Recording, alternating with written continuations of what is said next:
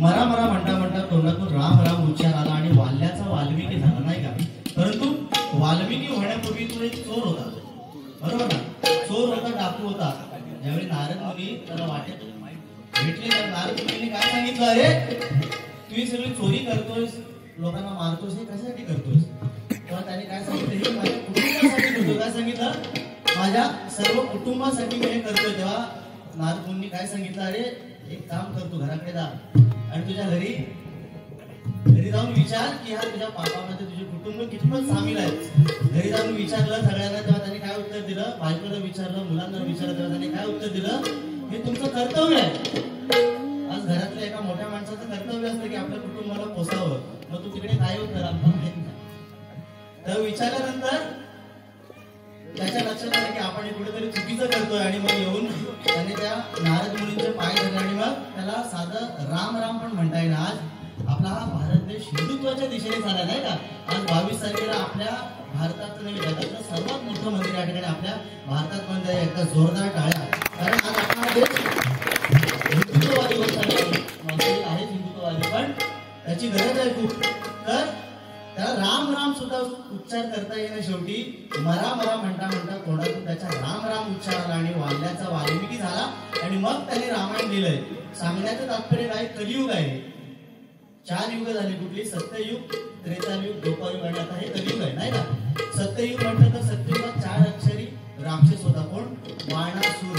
4 अक्षरी, त्याचं एक अक्षर कमी झालं. त्रेतायुगात कोणाला रावण, त्यातलं एक अक्षर कमी झालं. द्वापरयुगात कोणाला कंस आणि त्यातलं एक अक्षर कमी झालं. या कलियुगात म्हणजे काय, मी, म्हणजे कली, मुळात कलीचा अवतार. या ठिकाणी एवढा मोठा उत्सव तुम्ही सगळेजण साजरा करताय, एवढा आनंद वाटतो की मी जेव्हा विचारलं कोणाकोणाची नावं घ्यायच्यात, नावं कोणाची नको, आम्ही सगळे एकत्र. एवढा आनंद वाटला, एकदा जोरदार टाळ्या मंडळासाठी वाजवा. काम तुम्ही करताय त्यामुळे 100% इथे होणारा प्रत्येक कार्यक्रम हा असाच एवढ्या ताकदीचा होणार 100%. सांगण्याचं तात्पर्य काय, हे कलियुग आहे आणि या कलियुगात मुळात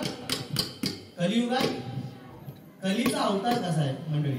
कली हा संपूर्ण नग्न आहे. कसा आहे, संपूर्ण नग्न आहे कली. आणि त्या कलीने काय केलंय, आपल्या एका हातात आपली जीभ पकडली. जीवाजी आपण म्हणतो, एका हातात आपली जीभ पकडले आणि एका हातात आपलं लिंग पकडलंय. म्हणजे कली आपल्याला काय शिकवतोय, या कलियुगात जर तुम्हाला करायचं असेल तर आपली जीभ आणि आपल्या लिंगावरती आपला ताबा असला पाहिजे, तरच आपण हे कलियुगाचा भोसागा आपण करू शकतो. नाहीतर कसं म्हणजे 84 लक्ष योनीनंतर आपल्याला मनुष्य जन्म मिळाला नाही का. मनुष्य जन्म, मला सांगा, सजीव खूप आहेत या पृथ्वी तलावरती, सजीव खूप आहेत. फक्त माणूस एक असा प्राणी आहे त्याला बोलता येतं. आणि ते का बोलता येतं, त्या मनुष्याच्या मुखावाटे भगवंताचं नामस्मरण व्हावं यासाठी आपल्याला हे मुख दिलंय. मुळात रामकृष्ण हरी, आम्ही बऱ्याचशा ठिकाणी सांगतो की रामकृष्ण हरी या 3 शब्दांचा मुळात अर्थ कसा आहे, रामाचा आचार, कृष्णाचा विचार आणि हरीचा उच्चार आपल्या मुखातून सदैव असला पाहिजे. या ठिकाणी हा गजर सादर करतोय, गजराच्या माध्यमातून नक्कीच काहीतरी चांगलं या ठिकाणी सांगण्याचा प्रयत्न करणार.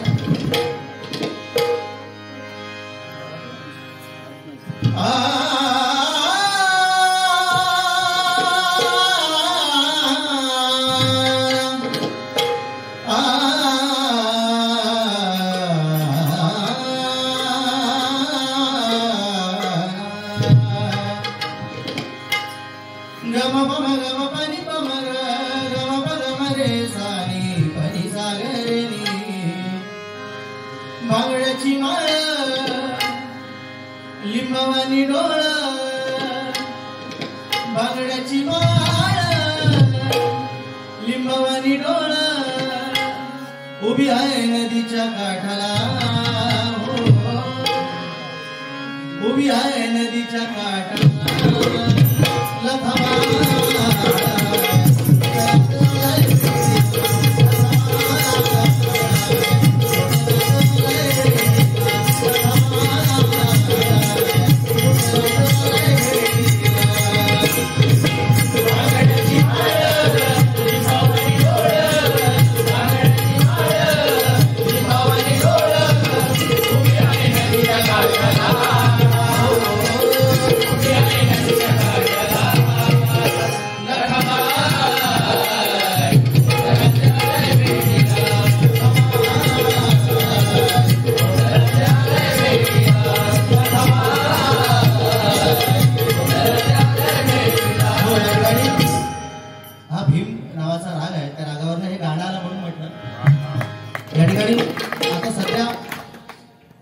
चाल आले त्या चालीवरती या ठिकाणी गजल सादर करण्याचा प्रयत्न करतोय.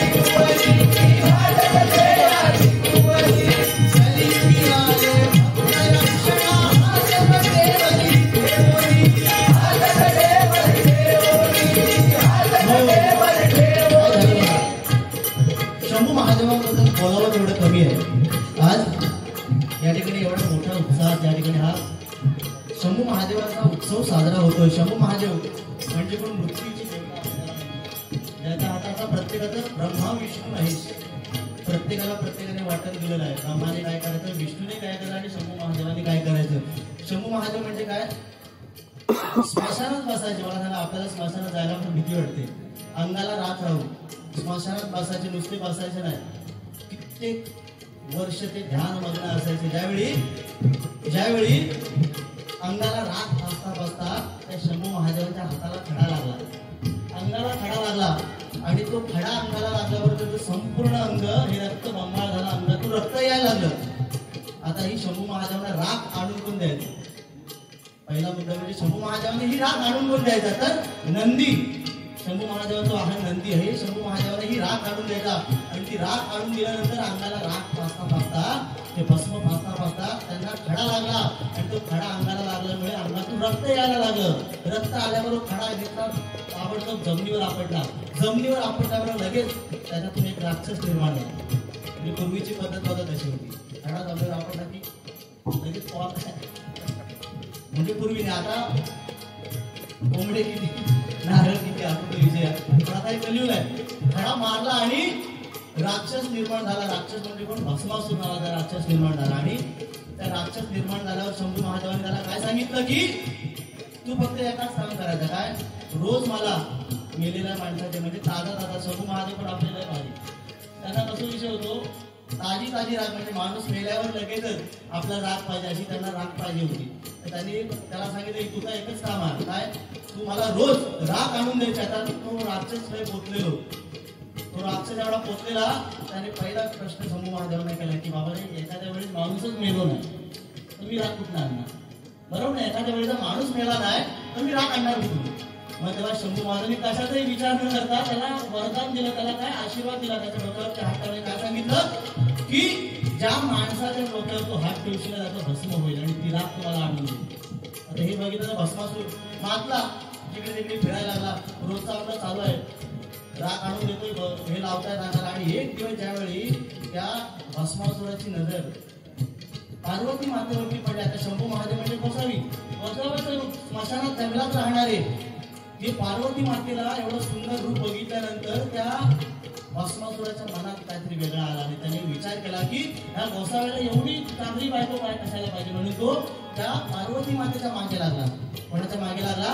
पार्वती मातेच्या मागे लागल्याबरोबर आता आपल्या बायकोच्या मागे लागल्यावर शंभू महादेव त्याच्यावर युद्ध करायला तयार झाले. युद्धात काही केलं तो भस्मासूर हरेना, युद्धात काही केला तो भस्मासूर हरेना. आता करणार काय, शेवटी शंभू महादेवाने विष्णूचा धावा केला आणि विष्णूने काय केलं, मोहिनीचं रूप घेतलं, म्हणजे एका सुंदर स्त्रीचं रूप घेतलं. आता सुंदर स्त्री समोर दिसल्यावर भस्मासूर तिकडचं युद्ध किती सोडलं नाही, त्या मोहिनीच्या मागे लागलो. त्या मोहिनीच्या मागे लागल्याबरोबर त्या मोहिनी रूपी विष्णूने काय सांगितलं की तुला पाहिजे ते मिळणार, पण मी जसा डान्स करणार. आता आपल्या इंग्लिश मध्ये डान्स, मी जसे नाचणार तसं तू नाचणार, तुला पाहिजे ते मिळणार. आणि असं करता करता त्या मोहिनी रूपी विष्णूने काय केलं, नाचता दोघेही नाचायला लागले. नाचता नाचता स्वतःच्या डोक्यावरती हात ठेवला आणि त्या भस्मासुराने देखील आपल्या स्वतःच्या डोक्यावरती हात ठेवला आणि त्याचं भस्म झालं. म्हणजे सांगण्याचं तात्पर्य काय की शंभू महादेव आपल्याला कारण भोलेनाथ आपण नाव एवढे भोले होते की कोणालाही वर करता लागायचे, पण हे सगळं करताना विष्णू मात्र त्यांच्या त्याला धावून आला, म्हणून म्हणतो बघा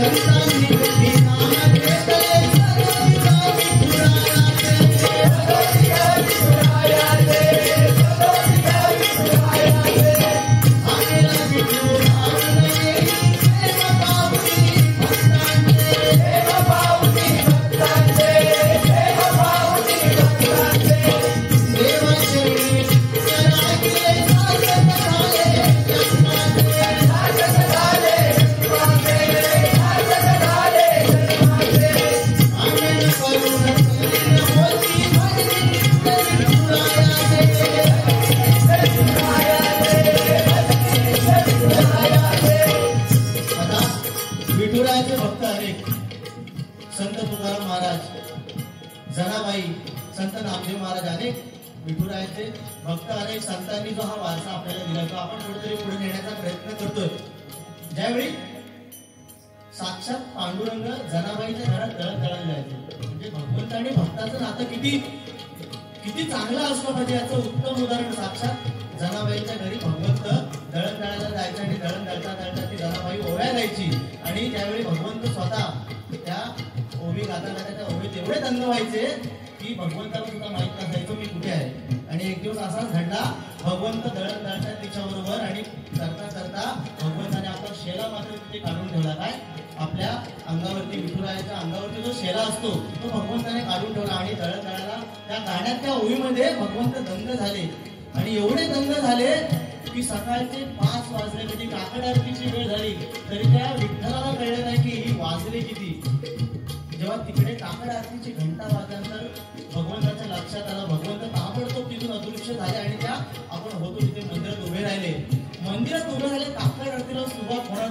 तेवढ्या सर्व भक्तांच्या लक्षात आलं रे भगवंत आपल्या समोर पण भगवंताचा शेला मात्र आपल्याला दिसत नाहीये. भगवंताचा शेला कुठे आहे? आता सगळ्यांनी सगळीकडे शोध घेतला. आता सगळ्यांनी सगळीकडे शोध घेतला. तो शेला सापडला कोणाकडे? त्या जनाबाईकडे. आणि त्यावेळी तिच्यावरती तो चोरीचा आळ आला. जनाबाईवरती चोरीचा आळ आला. त्यावेळी त्या रागात त्या जनाबाईने एक अभंग गायला. कुठला? अरे विट्या मूळ मायेच्या कारट्या. कुठला अभंग गायला? अरे विट्या मूळ मायेच्या कारट्या, तुझी रांड गंडकी झाली जन्मा सावित्री सुडा झाली. म्हणजे काय?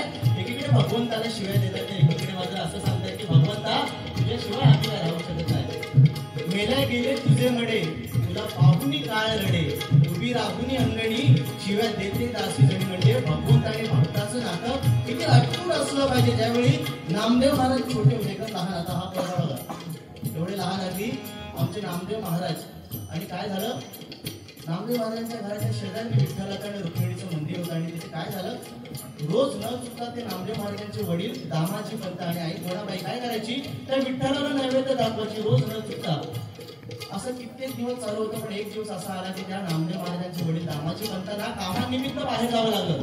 आणि कामानिमित्त बाहेर जाणं म्हटल्यावरती आपल्या नामदेवाला, छोटासा एकदम नामदेव, त्याला काय सांगितलं की आज भगवंताला प्रसाद तू दाखव. बिचारा एवढा छोटा, त्याला काय कळे ना. आता ताट घेतलं, भगवंता समोर गेला, प्रसाद ठेवला, पाणी सोडलं आणि भगवंताला त्या विठ्ठलाला काय सांगतोय? भगवंता विठ्ठला हा प्रसाद भक्षण करा. असं म्हटल्यानंतर मला सांगा, दगडाची मूर्ती, विठ्ठलाचं मंदिर खरं आहे पण दगडाची मूर्ती, त्या दगडाची मूर्ती हा विठ्ठलाचा प्रसाद, हा प्रसाद खाणार कसा? पण त्या बिचारा नामदेवाला काय कळे ना. तो आपल्या त्या विठ्ठलाला काय सांगतो? त्या दगडी रूपी मूर्तीला काय सांगतो? अरे आज माझे वडील आहेत, माझे बाबा आहेत म्हणून तू प्रसाद खात नाहीस का? जर तू हा प्रसाद खाल्ला नाहीस तर तुझ्या डोक्यावर, तुझ्या या पायावरती माझं डोकं आपटून माझा जीव देईन. हे ऐकल्यानंतर त्या विठ्ठलाची करुणा भागली. ती मूर्ती दुभंगली आणि त्या मूर्तीतून साक्षात विठ्ठलाने आणि रुक्मिणीने आपलं रूप प्रगट केलं आणि त्या प्रसादाचे 3 भाग केले. लक्षात घ्या मंडळी, एक स्वतः विठ्ठलाने खाल्ला, एक रुक्मिणीने खाल्ला आणि एक नामदेवाने खाल्ला. आणि हा सगळा प्रसाद त्या बिचाऱ्या छोट्याशा नामदेवाने आपल्या आईला येऊन सांगितला. आता मला सांगा, घरी येऊन सांगितल्यानंतर की आई त्याच्यावरती विश्वास ठेवायला तयार. कारण दगडाची मूर्ती अरे प्रसाद खाणार कशी? तू स्वतः खाल्लास नाही, आता देवाचं नाव घेतोय. हे ऐकल्यानंतर तिला वाईट वाटलं. दुसऱ्या दिवशी ज्यावेळी वडील आले त्या वडिलांना हा सगळा प्रकार सांगितला. वडिलांनी बिचाऱ्या नामदेवाला खूप मारलं आणि सांगितलं आज तुझी आम्ही परीक्षा घेणार. परत त्याच्या हातात ताट दिलं. दुसऱ्या दिवशी सांगितलं जा आज आम्हाला बघायचं आहे की आज तुझा विठ्ठल कसा प्रसाद खातोय. बिचारा त्याला काय समजे ना. आता ताट घेतलं, भगवंता समोर गेला, पाणी सोडलं आणि सांगतोय भगवंताला, भगवंता प्रसाद भक्षण करा. दगडाची मूर्ती भगवंत काय येईना आणि स्वतः मात्र आई वडील त्या आंबाच्या मागे उभं राहून याचं सगळं हे फक्त ध्यान करतोय काय. तेव्हा त्याने काय सांगितलं नामदेवाने, आज खरी माझी परीक्षा आहे. आज जर तू तुझ्या भक्ताच्या हाकेला धावला नाहीस तर तुझा भक्त या ठिकाणी खोटा ठरणार आणि जर तू आला नाहीस तर तुझ्या पायावरती माझं डोकं आपटून मी माझा जीव देणार. एवढं ऐकल्यानंतर भगवंताने आपलं रूप प्रकट केलं. एक 3 भाग केले. एक स्वतः विठ्ठलाने खाल्ला, एक रुक्मिणीने खाल्ला आणि एक नामदेवाने खाल्ला. आणि हे सगळं त्याच्या आई वडील मात्र खांबाच्या आड उभे राहून बघत होते. त्यांच्या डोळ्यातून अश्रू अनावर झाले. येऊन लगेच विठ्ठलाचे पाय धरले आणि काय सांगताय? भगवंता परमेश्वरा पांडुरंगा, अरे गेली कित्येक वर्ष आम्ही तुला उपाशी ठेवणार आहे. आज आमच्या त्या छोट्याशा नामदेवामुळे आज आम्हाला तुझं दर्शन घडलं. म्हणजे सांगण्याचं तात्पर्य काय की भगवंताचं भक्त आणि भगवंताचं नातं असंच नाही की म्हातारा माणसाने भगवंताची सेवा केली पाहिजे. प्रत्येकाने भगवंताचं नाम मुखात घेणं खूप महत्वाचं आहे. म्हणून म्हणतो बघा,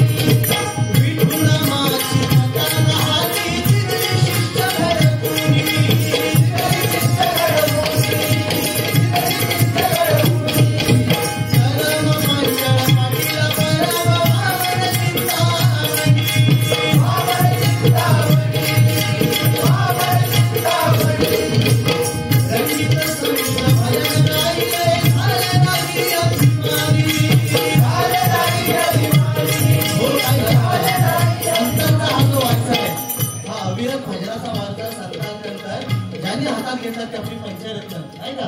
कोकण कलाभूषण आज आमच्या कोकण कलाभूषण चंद्रकांत बुवा कदमांचा स्मारक झालंय. आज भजनी बुवाचं स्मारक म्हणजे आपल्यासाठी केवढी मोठी गोष्ट आहे. आमच्या परशुराम बुवांचं झालं, पाटील बुवांचं होते, सगळ्यांची स्मारक आज त्या बुवांमुळे कुठेतरी आम्ही आज भजन करण्याचे आम्हाला भाग्य लाभलंय. आमचे कदम बुवा म्हटलं तर डबल तुम्हाला माहिती असेल, नुसते पेटीवरती बसले असा हात वरती केला की हसून हसून पांचाळ बुवा त्यांनी एका गाण्यातून संपूर्ण आपल्या कोकणाचं दर्शन पांचाळ बुवाने घडवलं. कसं बघा. तू सुख करता तू दुःख हरता, तू सुख करता तू दुःख हरता, तुला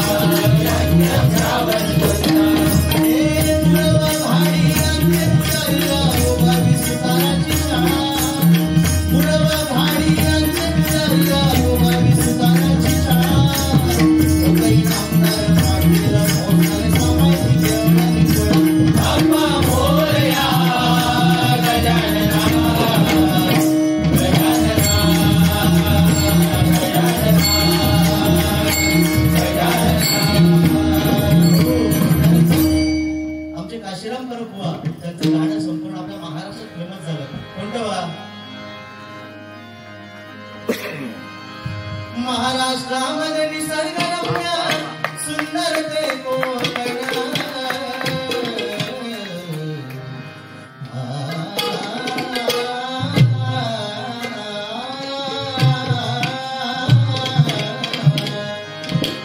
महाराष्ट्रामध्ये निसर्गरम्य सुंदर ते कोकण, महाराष्ट्रामध्ये निसर्गरम्य सुंदर ते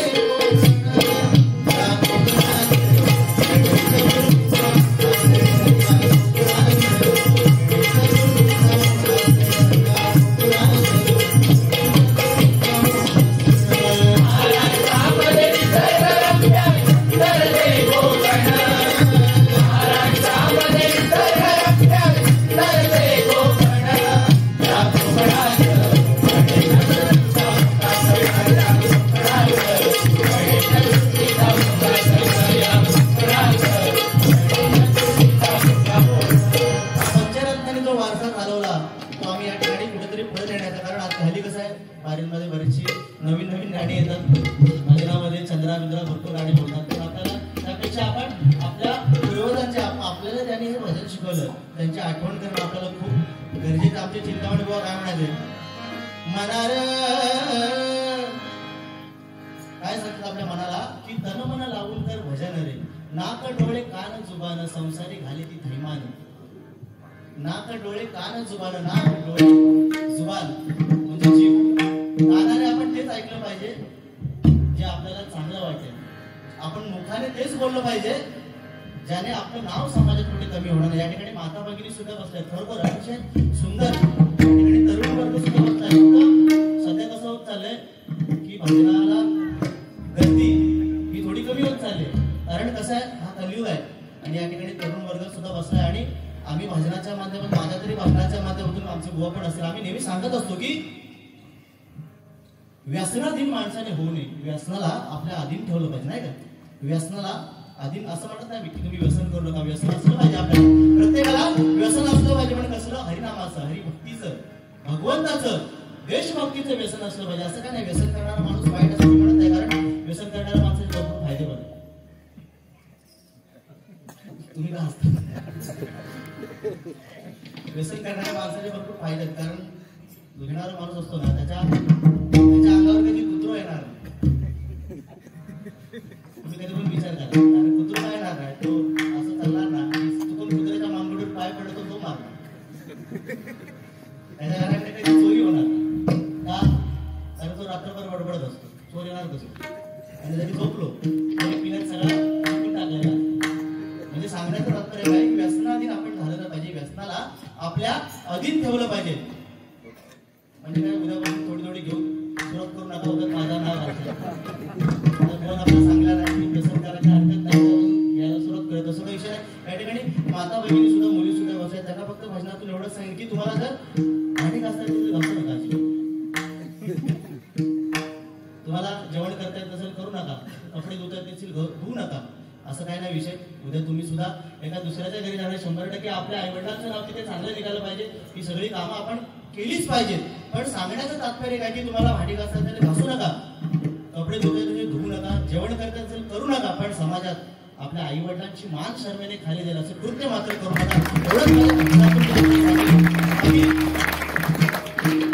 बाकी हा पंचरत्नांचा वारसा या ठिकाणी आम्ही चालवतो आणि 100% हे भजन आपलं जिथपर्यंत पृथ्वी आहे तिथपर्यंत हे भजन आपलं अविरत राहणार नाही. आता खरोखर भजनाला आपल्या चांगले दिवस आलेत आणि खरोखर अतिशय सुंदर. या ठिकाणी हा पहिल्यांदाच माझा असेल भजनाचा कार्यक्रम आणि खरोखर अतिशय सुंदर रसिक वर्ग. या ठिकाणी जोरदार टाळ्या तुम्ही स्वतःसाठी वाजवा. कारण आत्मा आपण शिकून घेऊ पाहिजे. मला आत्मा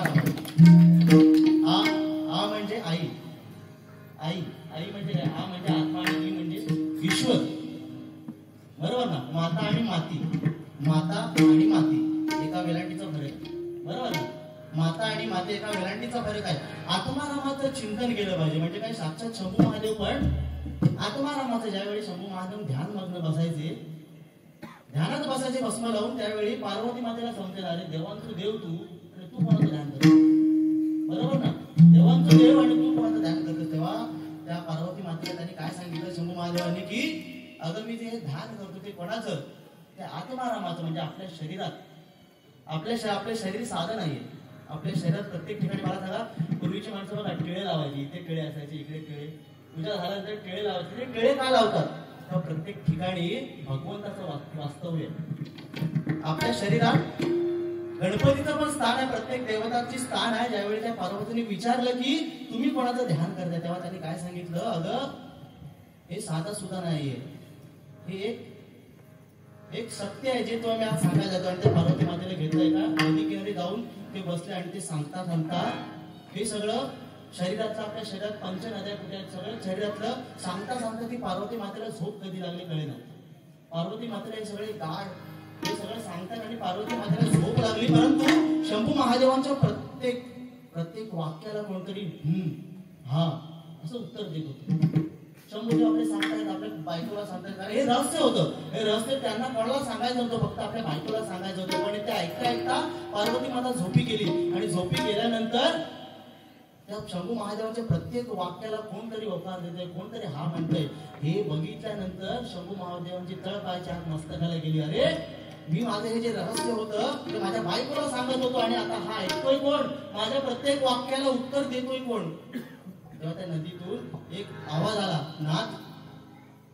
शंभू महादेव माहिती आहे एकदम तापट सवा, हातात त्रिशूल घेतलं, उभे राहिल्याने सांगतात आताच्या आता बाहेर निघ, आता मी तुझं धड तुझ्या मस्तकापासून मी वेगळं करणार. तेव्हा त्यातून आवाज आला, काय? नाथ मी सुद्धा एक तुमचा शिष्य आहे आणि मी तुमच्याकडे भिक्षा मागायला येणार आहे. त्यांचं नाव काय? मच्छिंद्रनाथ. बरोबर ना. त्यांचं नाव काय? मच्छिंद्रनाथ. आणि त्यांनी ते ऐकलं आणि म्हणून ते आपल्या नवरात्रांचा जो जन्म झाला त्याच्यातले हे मच्छिंद्रनाथ. म्हणजे हे सगळं रहस्य आपल्या शरीर आपण म्हणतो एवढं सोपं नाही. म्हणजे एक माणसं डोळं फुटलं ना की त्याचं किती खर्च येतो प्रत्येक माहिती आहे. आणि आपल्या त्याची किंमत कसं करोडो रुपयाचे आपलं शरीर आहे नाही का? हे करोडो रुपयाचं शरीर आपल्याला फुकट मिळालंय. फुकट शरीर मिळालं तर आपल्याला त्याची जाण असली पाहिजे. म्हणून म्हणतो बघा आमचे पांचाळ भाऊ काय म्हणायचे, मनार तन मन लावून कर भजन,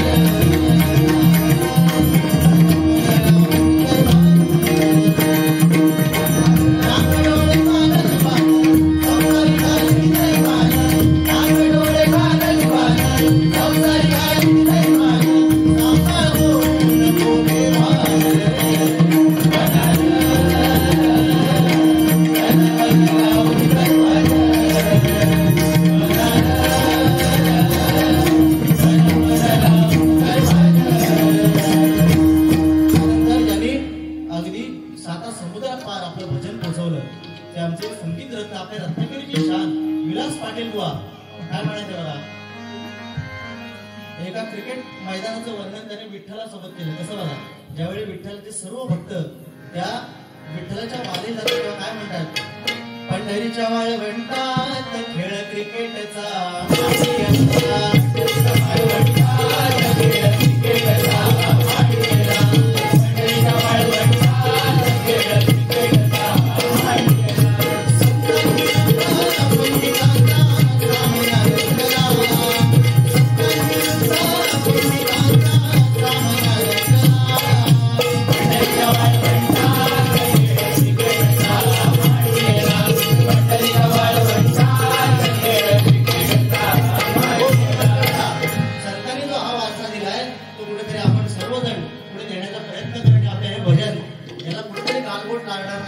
आपण काळजी घेऊया. म्हणून म्हणतो बघा,